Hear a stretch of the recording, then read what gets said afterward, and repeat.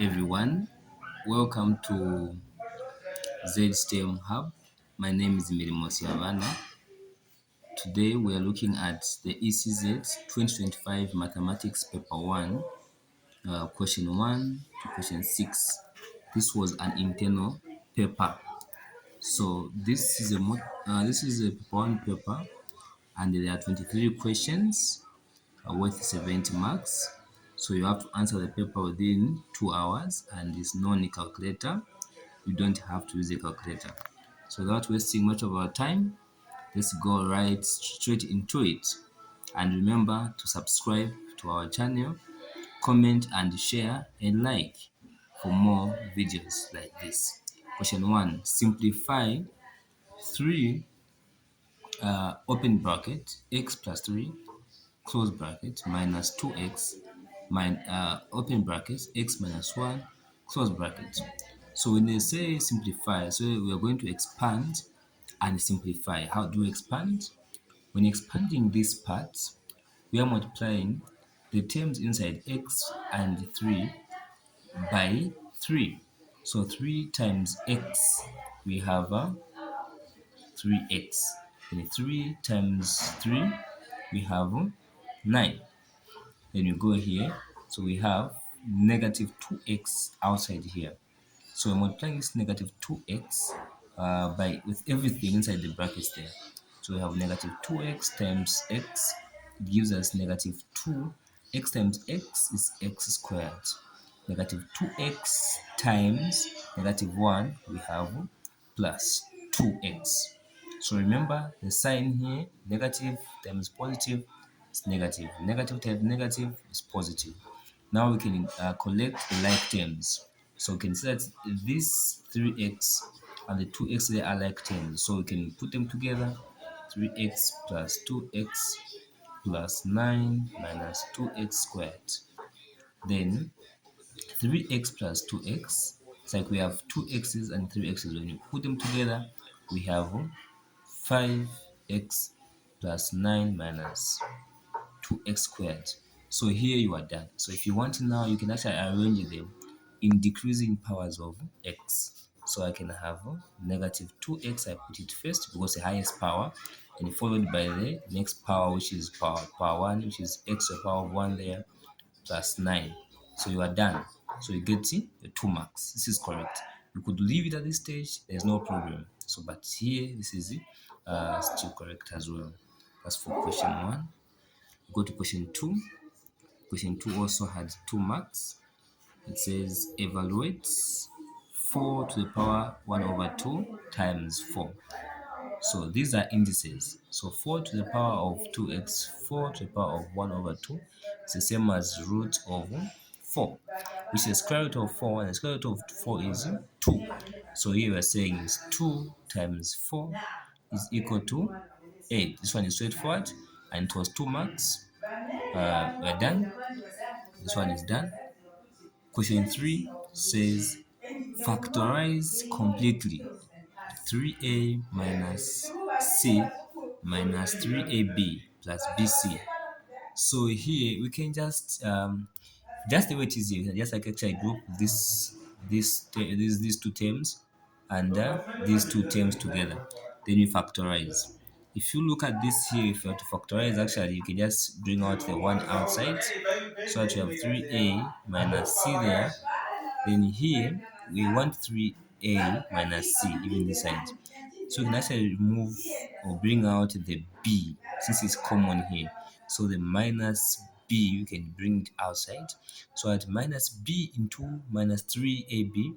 So we're saying minus 3ab divided by minus b is actually equal to this, and that cancels. We have 3a because b and b cancel. So we're going to have 3a, then minus b into bc.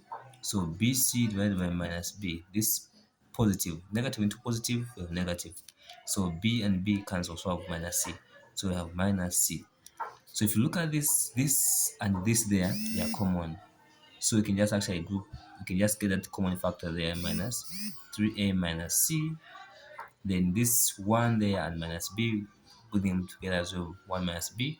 So you'd have factorized completely. If you look at this, You don't have to factorize it any further. Look at this 1 minus b, you don't have to factorize it any further as well. So this is it, done, and you have your 2 marks. So this is basically question 3, which was saying factorizing completely. The other way we could go about this would be the way it is there. If we got it, let me just use this space here. 3a minus c minus 3ab plus bc.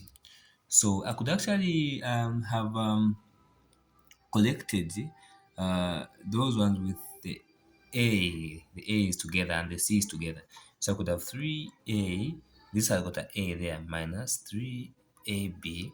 I take that C, that side, we have minus C plus BC there. So you can clearly see, have I misquoted this? No, this is okay. You can clearly see that here, have I misquoted this here? No, we can actually take the 3A. 3A is common here, right? Yes, so actually we can take the 3A out for this part. We take the 3A into 3A is 1. Then 3A into minus 3AB is actually B there. So to do the same side, C is the same. Now we want to have something like this side as well. So 1 minus B should also be seen this side. So we can actually bring out the minus C outside. So that we have 1 C into C is 1. The negative C into BC, we have minus B. Sorry, this is minus B here. So, and you can set the 1 minus b, and the 1 minus b actually is a common factor there, which is 1 minus b. You can write it outside here. Then the other one, now you just get 3a minus that minus c there. So you can see that however you do it, you still get the same final answer. So however you do it, you still get the same final answer. So just dependent on which method you are, which route you want to use, and which one is quicker. So by the way the question was given here, to just straightforward, like what you did in the first part there, would have got the answer. We go to question 4. So question 4 is on sets.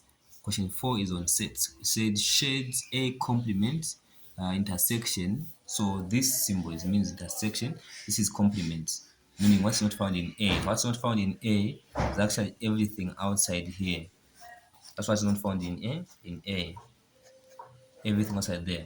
Then now they're saying what's not found in A, what is outside here, intersecting B intersection C. B intersection C, you can clearly see that it is this area here, But then what intersects the A complement, you notice that we end up just having this area as our area of intersection, because A complement is just basically everything outside here, everything outside there. Then B intersection C, because this is in brackets, so B intersection C is everything up to here. So now which one is a common part to B intersection C and A complement? It's actually this part here. So this will be our final answer. So you shade this region there cleanly with your pen or with your pencil. So this is actually basically our thing. So we would have got our 2 marks. With that one is done and dusted. Done and dusted. The next question is question 5. It says solve the equation. I think this one is a quadratic equation. You don't have to struggle on this one. Solve the quadratic equation, and I think it has already been completed. You can see that here, this is actually they already did the completing the square on our behalf, which makes it very easy for us. So the moment you have this question of this type, you automatically move the constant to the other side of the equal sign. Since here it is plus, when you move it to the other side of the equal sign, when you take the other side, it's going to be plus 25, right? So we're going to have x minus 1 squared is equal to 25. Now we want to solve for x. So what do we do here? What we do is that we're going to apply a square root on both sides so that you can get rid of the 2 there.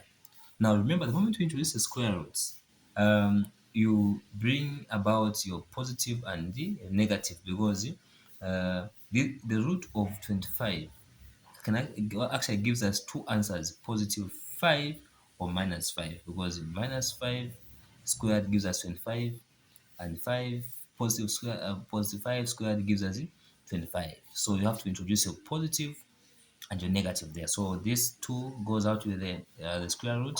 So I have minus 1. X minus 1 is equal to plus or minus the root of 25 is 5. So this means that now we're going to have x minus 1 is equal to 5, which is a positive 5 there, or x minus 1 is equal to minus 5. So the moment we have a square there, meaning you have two roots, so it's a quadratic equation, except now the square has already been completed for us. I think in most cases for this paper, we're going to have such equations, or those that you can easily factorize. So now we solve this first part. So we're going to put a line there. The first part here, we move the 1 the other side. So we're going to have 5. We move the negative 1 to the right. We're going to have plus 1, which gives us x is equals to 6. Or we now go to the other side. X is equals to, we take the minus 1 the other side. We're going to have 5 plus 1. So this is just simply minus 5 plus 1 is minus 4. So that's basically your two answers. So x is equals to 6 or x is equals to minus 4. That's basically question 5. Now we do the last question for this video. So I think we have done question 1. We've done question 1 there. We've done also question 2. So let's do, we've done also question 3. Let's do question 6, which is the last question for this video. So this question is actually on lines. This is we're talking about geometry, right? Yes. So this is equations. Yeah, I think this is geometry that we are dealing with here. So we'll be given a diagram on a xy plane. So this is the y-axis, this is the x-axis, this is the origin, and you have point P there given in the question, which is 0, 4. You have point Q here on the x-axis, you give us negative 4, 0. Now what does the question say? So the origin, we should know that is always 0, 0. That is the origin. So can I actually put it there? Now we go to the question. The question says, find the equation of a straight line through which it passes through O. Now O, we have been told that the O is actually the origin, which is 0, 0 here, like I indicated there. And what are they saying? This line should be perpendicular to the line PQ. And PQ is actually this one here given here. PQ. So the one is perpendicular. So perpendicular, and it has to pass through the origin there. Oh, so actually I can actually call this one line L. Now, what do we know about perpendicular lines? Perpendicular lines, actually, we know that their property is simple. Is that their gradients, when you multiply them, the product of the gradients gives us -1. So m1 times m2 is equal to -1. I think you know this formula. So can we say m1 should be equal to the gradient of the line PQ? Yeah, m1 should be equal to the gradient of the line PQ, and PQ been given. So what's the formula for gradients? Is y2 minus y1 over x2 minus x1. I think I'm going to make a video on how to find the gradient, how to find the change in the y slope, and the change in the x slope. Now, can we say these are the second points? We have x2 and we have y2 there. Then in here we say this is the x1 and y1. You can label however you want. If you want, actually, you can actually put these ones as your second values. These ones will be first values. However you do it, you still find the same correct answer. So y2 we said is 4. So we're going to say 4 there minus. What's y1? We said y1 is 0. So y1 is 0 over x2. We said x2 is 0 there minus. What is x1? So x1 is negative 4. So my negative 4 that I can even put in brackets. So we go. So 4 minus 4. 4 minus 0, sorry, is 4 over 0 minus 4. Yeah, negative times negative is actually positive. Remember that conversion, that's true. So which gives us 0 plus 4, which is 4. And 4 into 4 is actually 1. So meaning m1 is equal to 1. And you can just go and substitute for m1 in there in that equation. So we're going to say 1 times m2 is equals to -1. is 1. So if supposing we had the number here, of course we divide 1 both sides. If that would, but then 1 won't make any difference. But if you have any number like 2 there divided by 2, yeah, so m2 will be equal to -1. So this m2 is equal to -1 is actually the gradient of this straight line L, which is perpendicular to PQ and it passes through the point. So you can see that here, this line L, which we call the L, has the gradient in this case, which gradient m2, which is equals to -1, and also has a point. Which point is that one? The origin, which is 0, 0. What formula do we use to find the coordinate of such a point? We have this formula: y-intercept from y minus y1 is equals to m x minus x1. So where we know that x1 will be equal to this point there, which is 0, and y1 is equals to that point there, which is 0 as well. So when you substitute there for y1, 0 minus equal to m, which is m2 there, is equals to -1. We said it's -1 there. So it's -1. So we substitute there x minus 0 as well.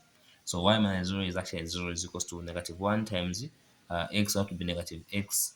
This is actually 0. So meaning the line which is given there perpendicular to the line PQ is actually equal to y is equals to -1. I think that is actually expected.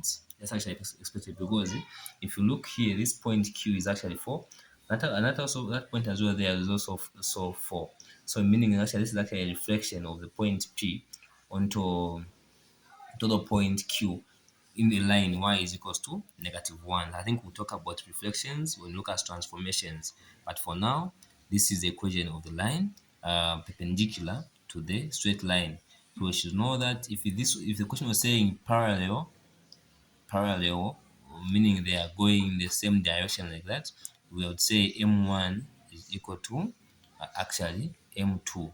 So very important property to remember when doing these questions. We'll end here, but don't forget to share, to like, subscribe, very important, so that you support us on this, so that we continue making such videos as these ones. So I've done question 1, question 2, question 3, 4, 5 up to 6 for our first part. That was the first part 1. Part 2 is coming for the same paper 2025. That was the internal paper question 1 to 6 part 1. Thank you.